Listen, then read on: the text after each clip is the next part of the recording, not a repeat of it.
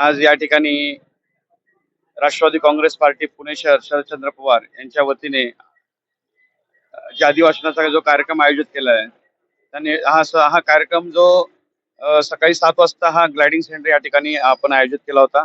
त्यानंतर हा दुसऱ्या टप्प्यातला हा जो गणपती मंदिर आहे ह्या भागात आपण तो आयोजित केलेला आहे. त्या निमित्ताने नागरिकांनी आपल्या काही नावामध्ये बदल झाला आहे, चुका झाल्या, दुसऱ्या प्रभागात जी नावं गेलेली आहेत त्यासाठी आपण जो हेल्पलाईन नंबर दिलेला आहे त्या निमित्ताने मी आवाहन करतो नागरिकांना की जो हेल्पलाईन नंबर आहे त्यावरती फक्त व्हॉट्सअप करा आणि त्यावरती कळवा की आपलं नाव या ठिकाणी चुकलेलं आहे किंवा दुसऱ्या प्रभागात गेले. त्या आमची टीम त्यांच्याशी संपर्क करून ते हे करेल.